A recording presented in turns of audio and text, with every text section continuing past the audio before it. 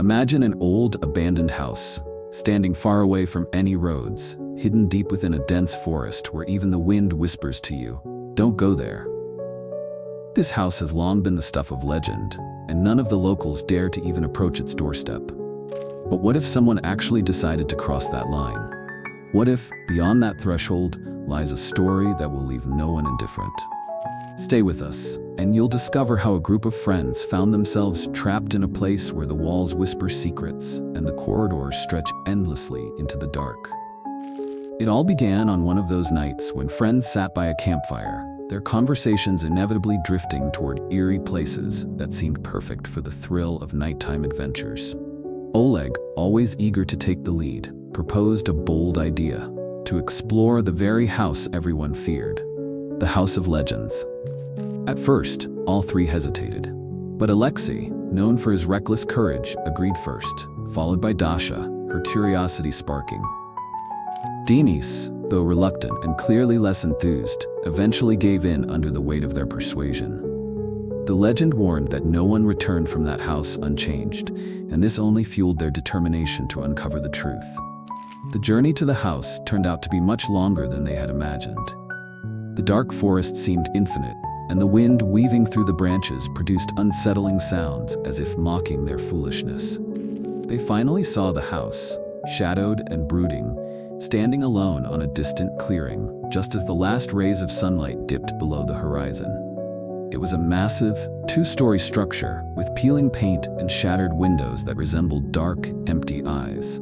The deep gloom spilling from the open doorway seemed to consume every trace of light, intensifying the ominous aura around them. Even before crossing the threshold, the friends felt an eerie weight in the air, as if time itself stood still in this place. Their footsteps on the rotten wooden steps produced unsettling creaks that made them glance nervously over their shoulders. But when they pushed the creaky old door, it yielded surprisingly easily, allowing them into the dim interior, which smelled of dampness and something long forgotten. Dasha was the first to step inside, her attention immediately caught by the ancient wallpaper peeling away in some places to reveal cracked walls underneath. Her hand glided cautiously along the wall, and she was startled by the icy coldness radiating from it, a sharp contrast to the humid summer evening outside. As the last of them, Denis, crossed the threshold, the heavy door slammed shut behind them with a deafening thud that echoed through the hallways. Alexei, who was rarely unsettled, flinched and turned abruptly toward the door. He tried to pull it open again, but it wouldn't budge, as though something had sealed it from within. The friends exchanged uneasy glances, and for a moment, each of them realized the same unsettling truth. They were trapped. "This has to be a joke, right? Doors don't just lock themselves like this," Alexei muttered, but no one answered. Each of them was lost in their own growing apprehension. Deeper into the house, a narrow corridor stretched out, faintly illuminated by a weak beam of moonlight filtering through cracks in the broken windows. Books lay scattered across the floor, half-decayed carpets lined the hall, and strange, occasional noises began to gnaw at their collective nerves. Trying to appear confident, Oleg grabbed an old lamp that stood in a corner and lit it with the matches he always carried. The soft glow revealed their unsettling surroundings, gloomy portraits on the walls depicting people in old-fashioned attire, whose painted eyes seemed to follow their every move. The first discovery was the room to the left of the corridor, where massive furniture, long ruined by time, stood. In the center of the room was a doll with empty glass eyes, its head turned as if it was staring directly at Dasha. Reluctantly, she approached it, feeling an odd sense as if the toy was analyzing her. Alexei, trying to appear fearless, lifted the doll and mockingly spoke in a voice as if from the toy. But his voice faltered when the doll's eyes suddenly flashed, catching the weak light of the lamp in a strange, eerie glint. The friends began to explore the rest of the house, moving slowly through the corridor. But the farther they walked, the more it seemed the walls were closing in, creating a suffocating, oppressive space. Denis, who was walking last, suddenly felt something brush against him, like a cold hand trailing across his back. Turning around, he saw nothing but emptiness. None of them noticed the darkness creeping behind them, as though something or someone was stealthily following, trying to remain unnoticed. Their movement led them to another door that opened to a room where all the furniture was neatly covered with white sheets. Scattered across the floor were small toys, seemingly belonging to children, tiny cars, a teddy bear with a torn arm, and a few rubber balls. Oleg lifted one of the sheets, revealing an old, dusty dresser with a locked drawer. Their anticipation shifted to tension as Alexei, using the knife he always carried, broke the lock and opened the hidden compartment inside. Inside the drawer was an old, tattered diary, its cover covered with dust and the stains of time. Alexei opened the first page, and they saw shaky, uneven handwriting that appeared to be written by a trembling hand. "My family will never escape here. We are trapped forever. If you're reading this, run while you still can." They froze, realizing someone had been in this house before them, and that person had sought a way out, but never found it. They decided to keep the diary, hoping that its contents might offer a clue to unraveling the mystery of the eerie house. But just as Oleg slipped the diary into his pocket, they heard faint rustling sounds, strange noises as though someone else was walking through the hallways. The sense that they were not alone grew stronger, making their hearts race with mounting unease. The friends exchanged glances, and on their faces, fear mixed with confusion, coupled with an overwhelming urge to leave this dreadful place. Determined to continue, the friends ventured deeper into the corridor, but soon noticed something unsettling.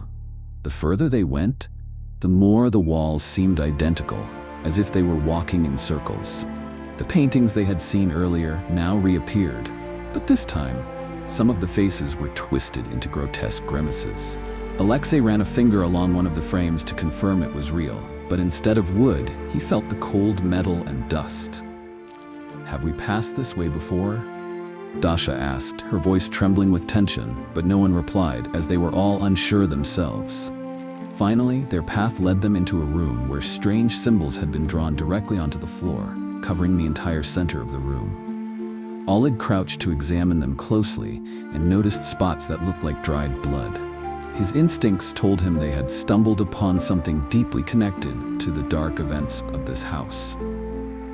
Dennis, who had stayed by the door, suddenly felt a sense of being watched, as though someone was lurking around the corner. But when he turned, there was only an empty wall staring back at him. They hesitated to stay in the room any longer, and mustering their strength, continued onward. The moment they stepped out, they discovered that the corridor, which had been narrow and short just moments ago, had stretched out impossibly long. Dasha whispered, "This can't be. The house can't be this big on the inside." Her voice echoed in the emptiness, making each of them feel as though something heavy was pressing down on their chest. Alexei glanced back, only to see that the door to the room they had left behind had disappeared, leaving nothing but a wall behind them. Soon, the light from the lamp began to dim, and the soft glow around them grew increasingly flickering and unstable. They reached a fork in the hallway. One path led deeper into the house, and the other descended down old wooden stairs. Oleg suggested going down, thinking that the way down might lead to an exit, but Alexei disagreed. "It makes more sense to move forward, not crawl into a basement where there's surely nothing good waiting." Reaching an agreement was difficult, but in the end, they chose to head down, hoping it might be their chance for salvation. As they descended, Oleg noticed that with each step, the surroundings grew darker, even despite the lamp's light, which now sputtered and crackled as if refusing to stay on. Finally, their steps led them into a massive room with walls covered in torn curtains, behind which shadowy shapes were barely visible. Danis moved forward to pull one of the curtains aside, revealing an old engraving of a family, but something in their eyes was inexplicably eerie, as if their frozen expressions concealed a consciousness. Feeling more discomforted by the moment, the group moved on and soon stumbled upon a large table, covered with papers, candles, and dried flowers. Alexei found an open page in the middle of one book and began reading. The story of this house begins with sorrow. The Harrow family lived here until they vanished, one by one. As soon as he uttered those words, a soft creak echoed, as though something had shifted right next to them. All three froze, but then, with trembling hands, they turned to look in the direction of the sound. In the far corner of the room was an old chest, gently rocking, as if something inside were breathing. None of them wanted to approach it, but Oleg steeled himself, motioned for the others to follow, and slowly began to lift the chest's lid. From the outside, there was only darkness within, but as he peered inside, a whisper echoed behind the friends' backs. Terrified, they jumped back from the chest, which slammed shut with a loud bang, nearly crushing Oleg's fingers. The air grew thick and oppressive, as if suddenly there was less oxygen in the room. Alexei spoke urgently. "We need to go back. This place has trapped us inside." But when they turned to head back, they saw that the door they had entered through had vanished, replaced by yet another endless corridor. As they continued, the walls began to change shape. The old paintings that had once adorned the walls vanished, replaced by mirrors, in which none of them could see their own reflection. "This is too much," Dasha shouted, but her voice was lost in the growing hum that seemed to come from the very house itself. It felt as though the house was mocking their fear and helplessness, enjoying their desperation. Moving through the long corridors, the friends noticed something odd. The diary that Oleg had hidden in his pocket began to pulse with a coldness that spread through his clothes. Struggling to pull it out, Oleg saw that the once blank pages were now being filled with text right before their eyes. On the final page it read, "You can escape, but it will cost you. The door will open only for those willing to sacrifice something priceless." This only heightened their anxiety and made them question, were they truly ready to continue searching for an exit? The friends began to examine the diary closely.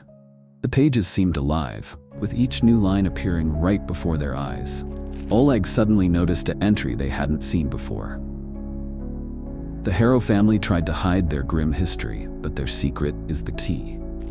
The entry vanished as quickly as it had appeared, leaving a chilling feeling, as though the house was whispering something, but not revealing the full truth. Following the clues in the diary, the friends eventually arrived at a room where one of the walls was covered in strange drawings. In the center of the wall, they saw an image of a doorway that seemed to glow. Alexei reached out to touch it, but as soon as his fingers brushed it, a terrifying scream echoed from the wall, forcing them to jump back. At that very moment, one of the diary's entries appeared in bright red letters. "Pay first. Payment is never easy." As they examined the wall, Dasha noticed a latch that was not immediately visible in the dim light. She cautiously moved it, and a small box sprang out from the wall. When they opened it, inside was an old photograph of the Harrow family, a man, woman, and child standing together. On the back of the photo was a note, "If you cannot hold on to love, you will lose your home." These words puzzled them. But suddenly Alexei began to piece everything together. In order to escape, they needed to uncover the tragedy of the family that had been trapped in the house forever. The group moved into an adjacent room, shrouded in deep darkness, but on the floor they noticed a circle of black stones. At the center of the circle was a dagger, and nearby lay a book of spells, clearly left for them.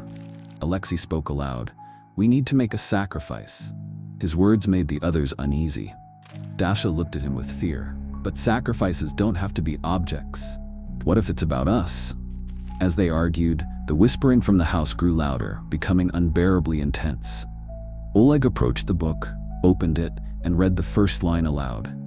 "Only revealed truth will release the souls of those who are trapped." He exclaimed, "We don't need to make sacrifices. We need to understand what happened here." His words echoed off the walls, and the circle of stones began to glow. This became their guiding thread.